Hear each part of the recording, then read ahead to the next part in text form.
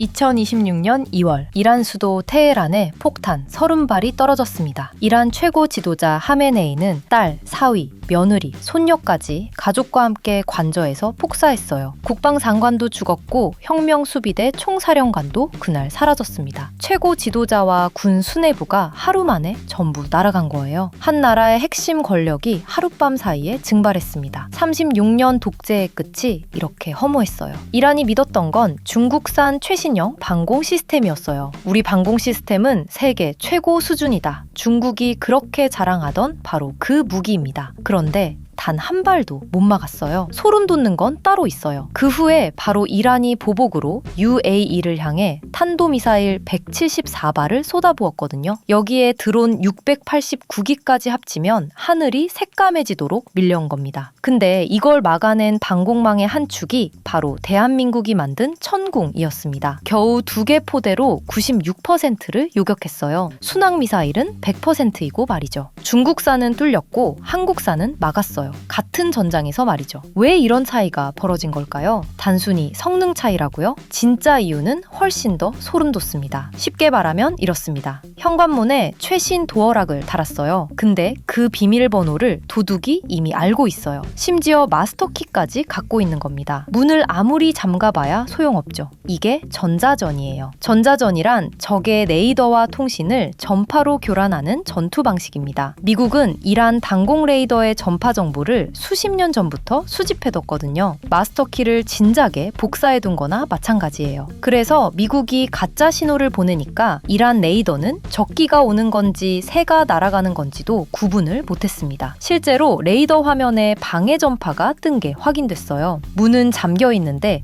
도둑은 이미 비밀번호를 누르고 들어와서 안방에서 차를 마시고 있었던 겁니다. 도대체 이란은 왜 이렇게 무너지고 만 것일까요? 이란의 방공미사일은 대부분 중국과 러시아에서 사온 거였어요. 여기에 이란이 자체 개발한 장비까지 섞여 있었죠. 문제는 이 장비들이 서로 대화를 못했다는 겁니다. 여기서 황당한 게 있습니다. 이란의 레이더가 적을 잡은 경우도 있었거든요. 탐지는 됐는데 요격이 안 되었던 거죠. 왜냐? 레이더 정보가 미사일 발사대까지 안 넘어갔습니다. 중국 레이더, 러시아 레이더, 이란 자체 레이더. 전파 대역이 전부 달라서 하나의 네트워크로 묶는 기술이 없었던 겁니다. 삼성 TV에 LG 리모컨을 갖다 대면 작동합니까? 안 되잖아요. 이란 단공이 딱 이 꼴이었어요. 레이더는 적을 보고 있는데 발사대는 명령을 못 받습니다. 보고도 못 쏘는 거예요. 이란은 무기가 없어서 진 게 아닙니다. 연결이 안 돼서 무너진 겁니다. 아무리 비싼 장비를 사다 놓아도 서로 말이 안 통하면 그건 무기가 아니라 고철이에요. 이란 공군의 자존심이었던 F-14 톰캣 전투기도 부품이 없어서 활주로에 세워만 뒀다가 그대로 파괴됐습니다. 하늘에 뜬 비행기가 없으니까 미국과 이스라엘 전투기 200대가 이란 상공을 자유롭게 돌아다닌 거예요. 사실상 이건 전쟁이 아니라 일방적인 폭격이었습니다. 더 웃긴 건 뭔지 아세요? 이란이 전쟁 나기 전에 중국한테 무기를 더 사려고 했거든요. 근데 막상 전쟁이 터지니까 중국이 뭐라고 했냐면요. 이란이 우리의 무기를 사려 한 것은 사실이 아니다. 이 한마디로 발을 빼버렸어요. 돈 받을 때는 웃으면서 받고 진짜 위험해지니까 나 몰라라 한 겁니다. 말로는 이란 편인 척하면서 미국을 비난하는 성명은 열심히 내놓는데 실제로 도와주지는 않았어요. 이게 중국이에요. 이게 중국산 무기를 사는 나라가 겪는 현실입니다. 그럼 같은 전장에서 한국 무기는 어땠을까요? 여기서 소름 돋는 반전이 옵니다. 하메네이가 죽자 이란은 보복을 선언했어요. UAE, 사우디, 카타르, 쿠웨이트까지 닥치는 대로 탄도미사일과 드론을 퍼부었습니다. 자기를 공격하지도 않은 중립국까지 때린 거예요. 옆집이랑 싸웠는데 화가 난다고 앞집, 뒷집, 윗집까지 전부 때린 격이죠. 동네 전체가 적이 될 짓을 한 겁니다. 이란의 갑작스런 습격에 두바이 국제공항이 드론 공격을 받는 바람에 3,400편 넘는 비행기가 하루아침에 전부 취소됐고 사우디 최대 정유시설이 가동을 멈추고 말았습니다. 중립이었던 걸프 국가들은 전부 이란을 돌아서게 되었고요. 이에 따라 사우디는 필요한 모든 조치를 취하겠다고 선언했고 쿠웨이트는 이란 대사를 불러서 강력 항의했습니다. 8개국 이상이 영공을 폐쇄하고 이란을 규탄했어요. 무기였어요. 결국 이란은 자기 편을 만들어야 할 상황에서 정만 늘린 겁니다. 전략이 아니라 자살행위에 가까웠죠. 이러한 혼란 속에서 이란이 UAE를 향해 쏘아댄 탄도미사일 대부분이 막힌 겁니다. 당시 UAE의 방공망을 구성한 건 미국의 패트리어트, 이스라엘의 에로우, 그리고 대한민국의 천궁-2 세 나라 무기가 함께 하늘을 지킨 거죠. 패트리어트는 실전 경험이 30년 넘은 베테랑이고 에로우는 이스라엘이 나라의 생존을 걸고 만든 무기인데요. 그 옆에서 천궁-2가 당당히 어깨를 나란히 했습니다. 사실 해외에 수출한 한국산 방공무기가 실제 전쟁에서 쓰인 건 이번이 처음이거든요. 대한민국 무기 수출 역사상 최초의 실전 기록인 거죠. 그것도 겨우 2개 포대로요.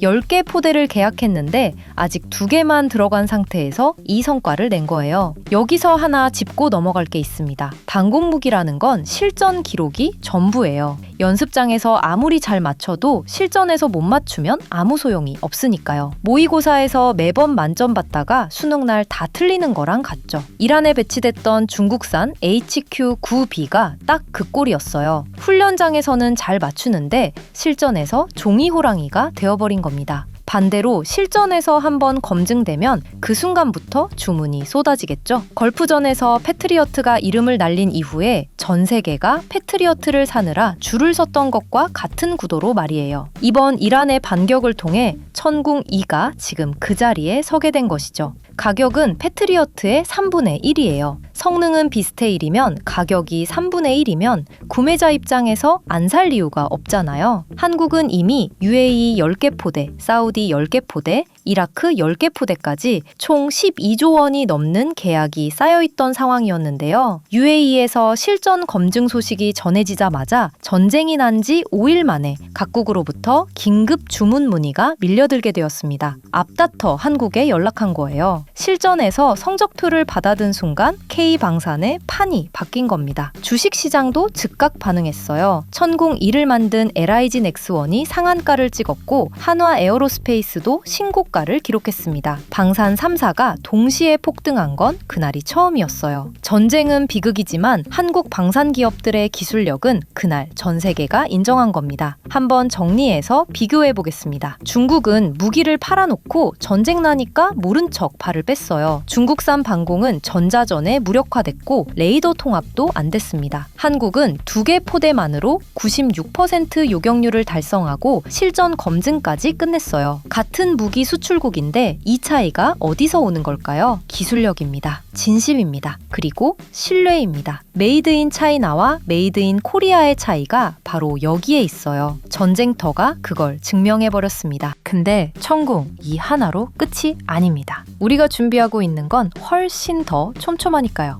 한국형 미사일 방어체계, 줄여서 KAMD라고 하죠. 이건 미사일 하나가 아니라 고도별로 여러 겹의 그물을 치는 체계라 보시면 되는데요. 상상해보세요. 어느 날 갑자기 북한이 미사일을 쐈습니다. 그러면 가장 먼저 LAMD가 나서요. 고도 10km 이하 장사정포나 드론처럼 짧고 빠르게 날아오는 위협을 잡는 체계입니다. 한국형 아이언돔이라고 보면 돼요. 여러 곳에 발사대를 깔아서 지붕처럼 덮는 방식인데 시험 발사에 성공했고 2026년 조기 전력화를 목표로 잡고 있습니다. 이게 이스라엘의 아이언돔이 로켓탄을 잡는 것과 비슷한 역할이에요. LAMD가 놓치면 어떻게 되느냐 걱정 마세요. 그 위에 천궁-2와 패트리어트 팩 3이 기다리고 있습니다. 그들은 고도 40km까지를 담당합니다. UAE 사막에서 이미 검증된 조합이죠. 여기서도 뚫으면 그 위에 LSAM이 있습니다. 장거리 지대공 미사일인데 고도 40에서 60km 구간을 잡아요. 사실은 말이죠. 그동안 이 구간이 KAMD의 빈틈이었거든요.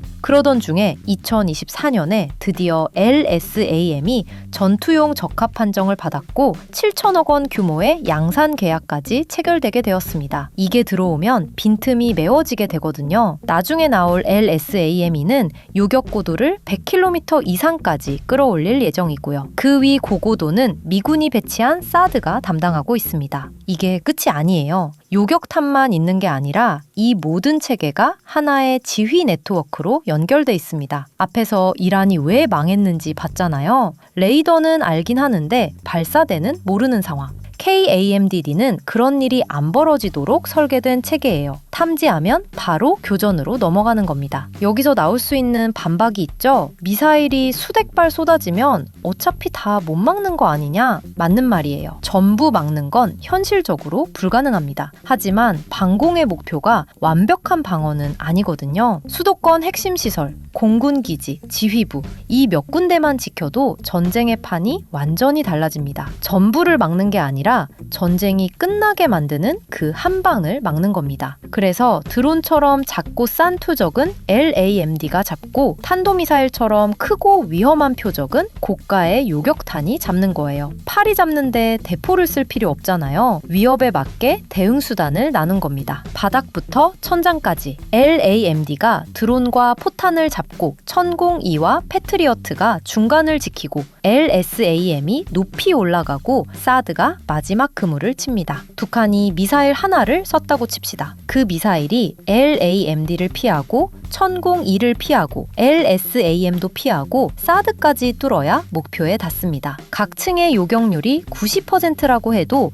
4겹을 전부 뚫을 확률은 10,000분의 1이에요. 미국과 이스라엘에 이어 세계에서 3번째로 독자적인 다층 미사일 방어 체계를 가진 나라가 됩니다. 여기에 현대로템이 마하 5급 극초음속 대함 미사일까지 개발하고 있어요. 미국, 중국, 러시아만 하던 극초음속 무기 경쟁에 한국이 뛰어든 겁니다. 천공이로 적 미사일을 막고 LSAM으로 더 높이 요격하고 극초음속 미사일로 적 함대를 타격하는 구조예요. 방어만 하는 게 아니라 공격까지 갖추는 겁니다. 최선의 방어는 강력한 공격이라는 말이 있잖아요. KAMD가 완성되면 한국은 방패와 칼을 동시에 쥐게 되는 겁니다. 근데 이걸 왜 우리가 직접 만들어야 하는 걸까요? 사드나 SM3 같은 걸 사오면 되지 않느냐는 의견이 있어요. 합리적인 질문입니다. 근데 앞에서 봤잖아요. 이란은 중국한테 무기를 사서 방공망을 구축했는데 전쟁 나니까 중국이 발을 뺐습니다. 무이터 보도에 따르면 CM30이라는 초음속 대함 미사일까지 2년 넘게 협상해서 계약 직전이었는데 전쟁 터지니까 중국 외교부가 사실이 아니라고 부인해버렸어요. 무기를 팔아놓고 책임은 안 지는 겁니다. 남의 무기에 의존하면 결정적 순간에 이런 일이 벌어져요. 무기만 못 받는 게 아닙니다.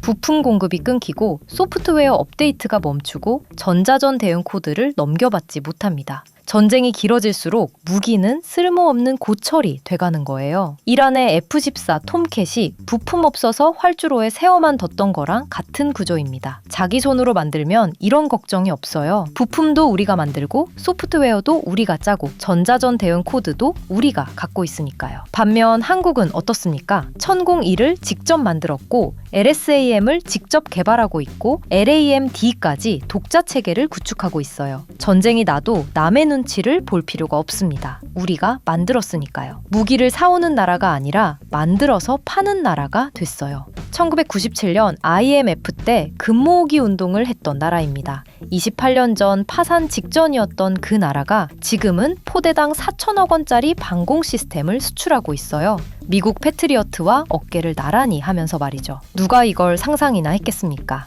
대한민국이 만든 미사일이 중동전쟁에서 다른 나라 하늘을 지켜주는 날이 올 거라고.